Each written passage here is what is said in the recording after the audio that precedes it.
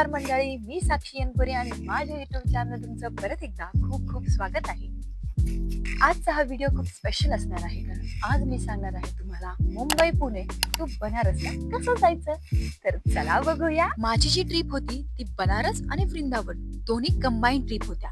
तर मी गेले होते मुंबई पासून बनारसला आणि नंतर वाराणसी म्हणजेच बनारस पासून मथुरेला. तर चला आपण व्हिडिओला सुरुवात करूया. पहिली गोष्ट आहे ती ट्रॅव्हल. तर ट्रॅव्हलसाठी पुणे पासून डायरेक्ट वाराणसीला ट्रेन नाहीये, तर तुम्हाला पुणे टू मुंबई आणि मुंबई टू बनारस असा प्रवास करावा लागतो. तर त्यासाठी पुण्यातून तुम्ही मुंबईला कॅब किंवा ट्रेननी जाऊ शकता आणि मुंबई पासून LMT स्टेशन म्हणजे लोकमान्य टिळक स्टेशन इथून डिरेक्टली वाराणसीसाठी ट्रेन आहे. तर ॲज पर युअर कम्फर्ट तुम्ही तुमची ट्रेन बुक करू शकता.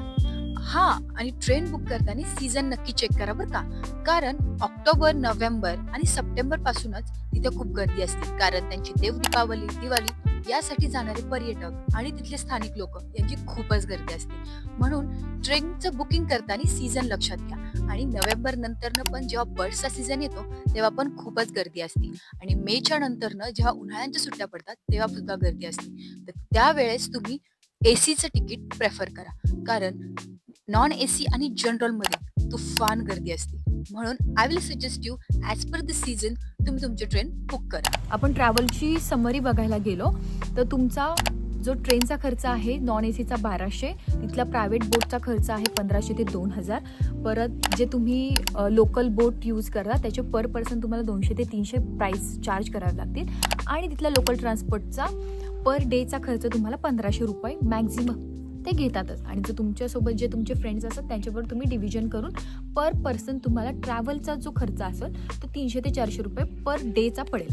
ठीक आहे. तर ट्रॅव्हल झाल्याच्या नंतर फूड येतं. तर फूडसाठी सुद्धा पर पर्सन 400 रुपये तुम्हाला जातील. त्याच्यामध्ये ब्रेकफास्ट, लंच आणि डिनर हे तिन्ही गोष्टी ॲड होतील. तिथे काय इतकं खूप महाग काहीच नाही आहे, खूप मिनिमल चार्जेस आहेत सगळ्याच गोष्टीचे. आणि ते झाल्याच्या नंतर फूडच्या नंतर येतो स्टे. तर स्टेसाठी तुम्हाला पर डेसाठी म्हणजे पर नाईटसाठी तुम्हाला 2000 चार्ज केला जातो AC रूमसाठी. आणि नॉन AC रूमसाठी तुम्हाला 1500 रुपये मॅक्झिमम चार्ज केले जातात. आणि जर तुम्ही सोलो ट्रॅव्हलर असाल किंवा छोट्या ग्रुपने ट्रॅव्हल करत असाल किंवा फ्रेंड्स ट्रॅव्हल करत असाल तर तुम्ही डॉर्मेंटरीसुद्धा प्रेफर करू शकतात, जे की खूप चांगला ऑप्शन आहे.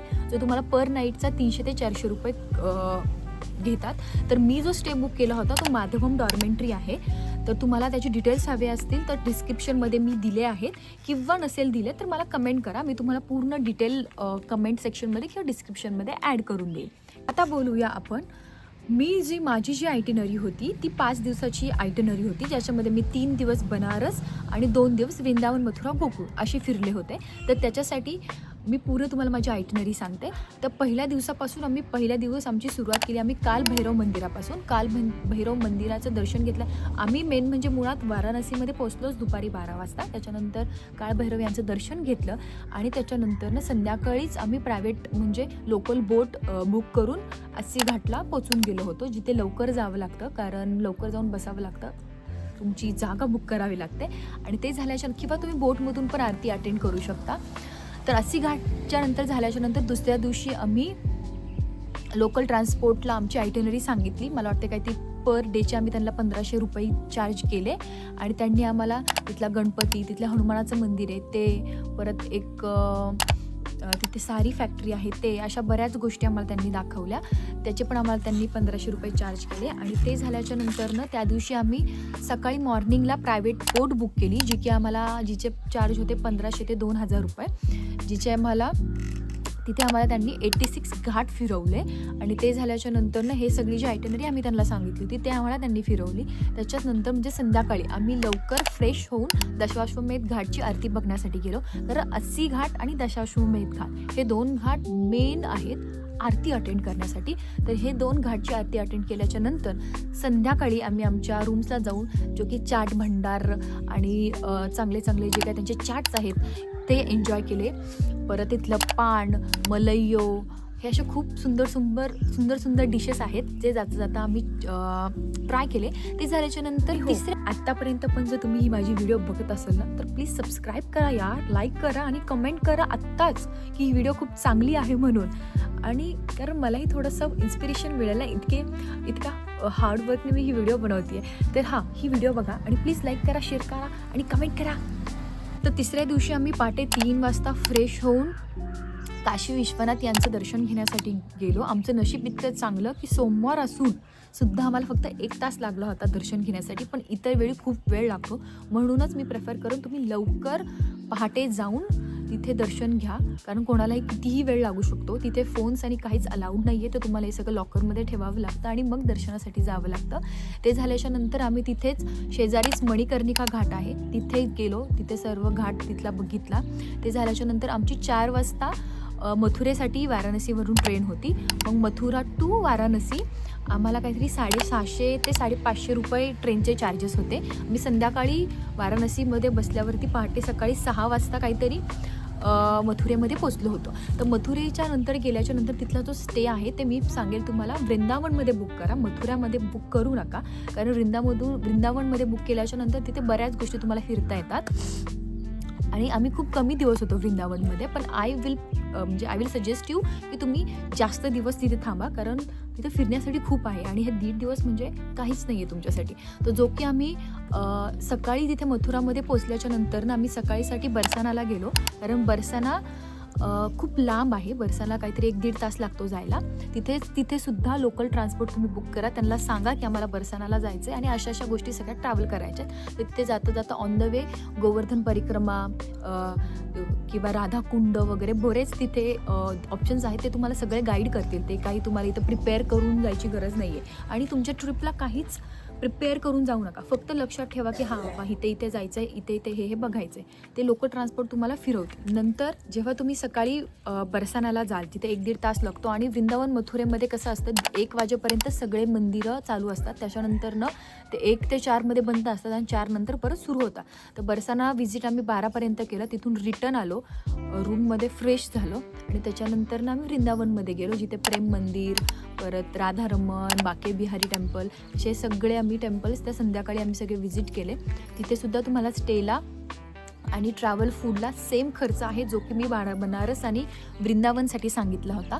ते झाल्याच्या नंतर तो जो 1.5 दिवस आहे तो वृंदावनमध्ये घालवणार आणि जो दुसरा दिवस आहे तो तुम्ही मथुरेसाठी ठेवा. मथुरेसाठी तुम्हाला मथुरा, परत यमुना नदी, तिथले सगळे जे टेम्पल आहेत ते फिरवतील आणि नंतर तुम्ही गोकुळ, रमण रेती हे सगळं तुम्ही ॲज पर मी जसं लोकल ट्रान्सपोर्टला तुम्ही डिस्कस करून सांगा. तुम्ही तुमचे स्टे आहे ते वृंदावनमध्ये बुक करा, कारण जर तुम्हाला प्रेमानंदजी महाराजांचं दर्शन घ्यायचं असेल तर वृंदावनमध्ये प्रेमानंदजी महाराज पहाटे 3 वाजता सगळ्या लोकांना भेटायला येतात. तर तिथेच राहत असल्यामुळे तुम्हाला इझिली कन्व्हिनियंट राहील प्रेमानंदजी महाराजांचं दर्शन घेण्यासाठी.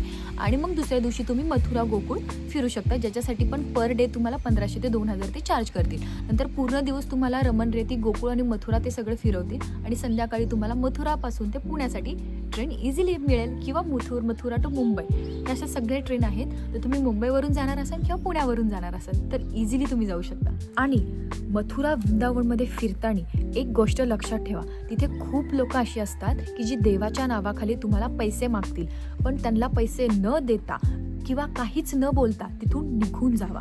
अजिबात कोणालाही पैसे देऊ नका, कोणाला दान धर्म करू नका, कारण तुम्ही जे पाया पडताय, जे श्रद्धेने मागताय किंवा कोणाला खाऊ द्यायचं असेल तर खाऊ द्या, पण पैसे देऊ नका. कारण तिथे गोमाता, कृष्णा, राधा यांच्या नावावरती खूप लोक अशी आहेत, भोंदू लोक, की जे तुमच्याकडनं पैसे मागतील, तुम्हाला लुटतील.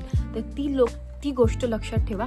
अजिबात कोणालाही पैसे देऊ नका. खायला द्यायचं असेल तर खायला द्या, पण पैसे अजिबात नका देऊ. आता मी काही अशा गोष्टी तुम्हाला सांगणार आहेत की तुम्हाला बनारस वृंदावनची जी ट्रिप करायची असेल तर ह्या गोष्टी खूपच लक्षात ठेवाव्या लागतील. पहिली गोष्ट म्हणजे बार्गेनिंग स्किल.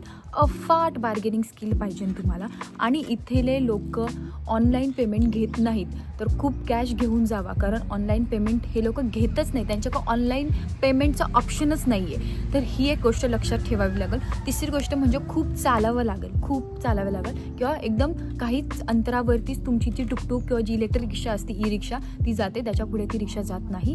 तर हे एक आहे, खूप चालावं लागेल. आणि तिसरी गोष्ट म्हणजे जर तुम्ही खूप हायजेनिक असाल की तुम्हाला आमचं जेवण खूप हायजेनिक लागतं, एकदम घाण चालत नाही, स्वच्छ लागतं, तर Banaras is not for you are not for Banaras.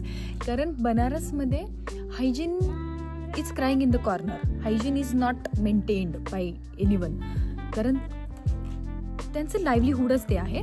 तर तुम्हाला जे आवडत असेल त्यांचं जे चार्ट आहे ते अशाच पद्धतीत असतात. तुम्हाला ट्राय करायचं असेल तुम्ही ट्राय करू शकता. जर नसेल ट्राय करायचं तर तुमच्यासाठी चांगले हॉटेल्स आहेत ते तुम्ही जाऊ शकता. बट लोकलचे काही ट्राय केलंच पाहिजे. छानच म्हणजे काही छानच आहे आणि तिथे फूड खूप स्वस्त आहे. तर त्याच्यासाठी तुम्ही ते प्रेफर करा. आणि बाकी काही नाही. बार्गेनिंग स्किल खूपच स्ट्रॉंग लागतील. ते तुम्ही सगळ्यांनीच घेऊन जावा.